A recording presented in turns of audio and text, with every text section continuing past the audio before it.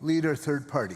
Well, thank you, Honourable Speaker. Yesterday I asked government whether they shared the concerns being raised by many experts about the economics of the Trans Mountain Pipeline, and I'd like to pick up on that here.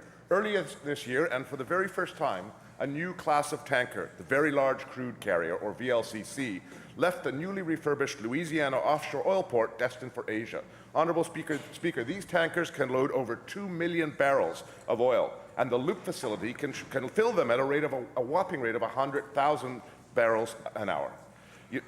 So, Honourable Speaker, the Aframax class tankers that would leave the terminus at the end of the Trans Mountain Pipeline can only take 555,000 barrels of diluted bitumen out of Burrard Inlet.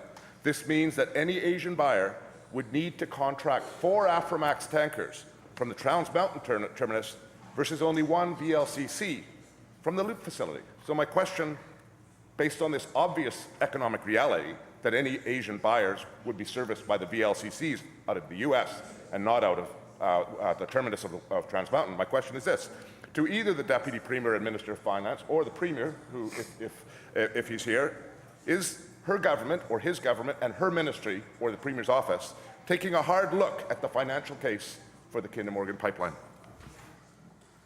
Minister of the Environment and Climate Change Strategy.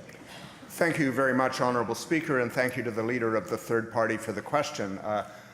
I and other members of the government are certainly aware of the controversy around the economics, the different studies, the changes in conditions, and different alternatives. And I thank the Leader of the Third Party for reading these into the record. But, Honourable Speaker, with respect to the Leader of the Third Party, it is the job of proponents to determine the economics. It is the job of other governments backing the project to determine the merits of the economics. I think all Canadian taxpayers would want other governments to take a long, hard look at the economics of a project in which they're considering investing billions of dollars, Honourable Speaker. But our job as the Government of British Columbia is to look at the interests of our environment and our economy. And, Honourable Speaker, that's what we're doing. That's why we are considering every measure, every inch of our constitutional jurisdiction to protect against a catastrophe that's possible that could have significant and awful economic interests on British Columbia. Honourable Speaker, tourism alone, 19,000 tourism businesses in British Columbia, employing 133,000 people in every corner of this province, in every constituency represented by members in this chamber. Honourable Speaker, it's our duty, it's our responsibility to look out for those people. It's not our responsibility to ignore them because a large project comes along. Our job is to ensure that if there are large projects, they don't impact and take away the livelihood of those people or the $17 billion in revenue that the tourism industry generates every year in British Columbia.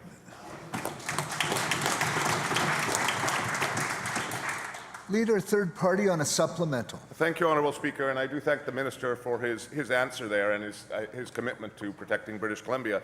But I respectfully disagree, Honourable Speaker, because I believe it is the government's responsibility to inform British Columbians about the economics of this proposal. Why, Honourable Speaker? Because the previous government claimed that the economic benefits for British Columbia were very large, and in fact claimed that the government's fifth condition was apparently met.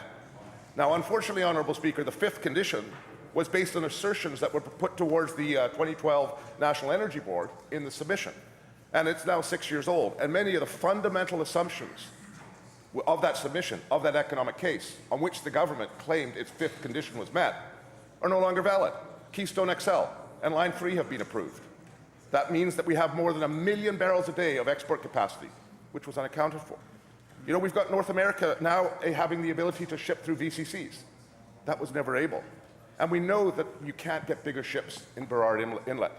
So this government, I would argue, has a responsibility to review those numbers so that British Columbians are given correct, accurate, and up-to-date information about the economics of this project. And my question, Honourable Speaker, is to the to the Minister of Environment, through you, and then through the Minister of Finance, who still has laryngitis. The previous provincial government made claims about the economic benefits to BC from this pipeline that have been cast into serious doubt. Why isn't this government examining the economic case more closely? Minister of the Environment and Climate Change Strategy. Thank you very much, Honourable Speaker. And again, I thank the Leader of the Third Party, and as he respectfully disagrees with me about the role of our government in this regard, I respectfully assert again to him that this is not a project that this government thinks is good for British Columbia. We've made that clear. We think the risk is so great and far outweighs the reward. What we are doing, Honourable Speaker, is ensuring that within our jurisdiction, within our ability to regulate and place conditions on a project that is federally decided upon subject to an appeal to the federal court, that we ensure that conditions and regulations are in place to protect our economy. And it's important.